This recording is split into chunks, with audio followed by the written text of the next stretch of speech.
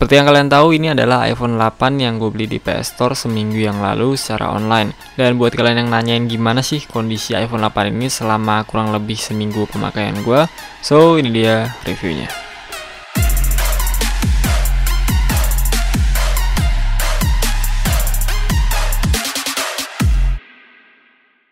Balik lagi sama gue Skrempeng di sini, dan seperti yang gue bilang di awal tadi, kali ini gue mau nge-review iPhone 8 pembelian PS Store seminggu yang lalu. Dan gue udah coba pakai iPhone ini buat daily driver gue selama kurang lebih seminggu. Ini dia iPhone-nya, iPhone 8. Secara keseluruhan sih untuk bodinya tergolong mulus dari sejak pembelian sampai sekarang gue pakai ini. Cuman yang sangat disayangkan untuk aksesoris dusnya ini bukan punyanya iPhone 8 ya, melainkan ini adalah dus dari iPhone 7. Awal gue unboxing gue sama sekali nggak ngeh, gue mulai sadar kalau dusnya ini punya iPhone 7, yaitu pada saat salah satu subscriber ngasih tahu di kolom komentar kalau dusnya ini adalah dus dari iPhone 7. Jadi makasih banyak buat lo yang udah ngasih tahu. Itu artinya kejadian ini sama kayak waktu itu gue beli iPhone 7 yang dikasihnya dus dari iPhone 8. Ya udahlah ya, yang penting HP-nya normal. Untuk fungsionalitas tombol-tombolnya ini masih berfungsi semua. Dari sejak gue beli sampai sekarang HP ini belum pernah jatuh. Jadi untuk tombol-tombolnya pun masih enak dipencet, nggak ada kerusakan sama sekali. Lanjut ke bagian layar, LCD-nya ini masih bening banget, masih bagus. Dan untuk iPhone 8 ini sudah dibekali fitur bernama True Tone,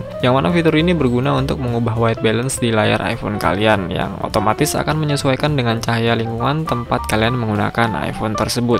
Dan dengan True Tone ini bisa mendeteksi layar iPhone kalian tuh pernah diganti atau belum. Kalau True Tone-nya masih aktif, besar kemungkinan layar iPhone kalian tuh masih original bawaannya. Meskipun sekarang udah banyak layar-layar iPhone pengganti yang sudah disematkan fitur True Tone ini. Untuk jaringannya, sekali lagi gue kasih tahu, ini nggak diblokir ya, masih bisa dapetin jaringan seluler di Indonesia dan tentunya bisa digunakan buat keperluan kalian sehari-hari. Lanjut ke fitur 3D Touch, ini masih bisa berfungsi sampai sekarang, lu bisa lihat sendiri di sini.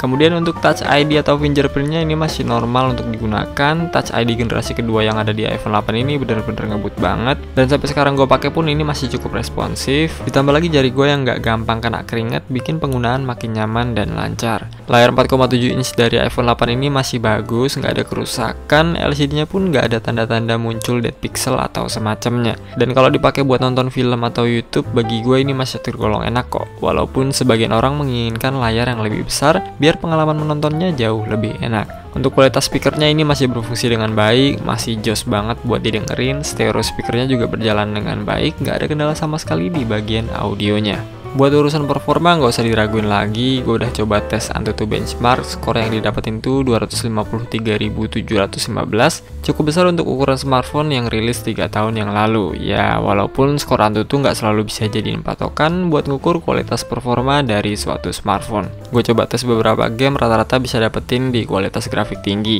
Untuk PUBG Mobile gue mentok di settingan HDR Ultra, Mobile Legends pakai rata kanan sangat tinggi atau Ultra, Shadowgun Legends juga gue mainnya di grafik tinggi, dan ini semua bisa berjalan dengan lancar, nggak ada drop frame rate sama sekali. So untuk performa gue rasa nggak ada masalah, masih sangat bisa diandalkan. Ada hal yang sangat disayangkan, yaitu saat penggunaan dalam jangka waktu yang lama, khususnya ngegame, bodi bagian belakang dari iPhone 8 ini kerasa panas. Terlebih materi belakangnya ini kan kaca ya, jadi makin berasa kalau HP-nya panas. Konsumsi dayanya sih bisa dibilang biasa aja, atau bahkan masuk ke kategori boros. Ya dari dulu gue rasa penyakit iPhone sama aja sih, yaitu di konsumsi baterainya yang sangat boros. Gue coba jalanin PUBG Mobile 1 game sampai selesai, baterainya udah berkurang 10-15%. Dan kalau dipakai ngegame seharian, lu bisa ngecas 2-3 kali dalam sehari. Tapi kalau penggunaannya santai kayak gue yang jarang ngegame, palingan sosmed aja, 1 kali ngecas juga cukup kok. Kalau untuk Score 3 Tools-nya gue udah kasih lihat di video sebelumnya, lu bisa cek aja, atau nanti gue cantumin linknya di kolom deskripsi.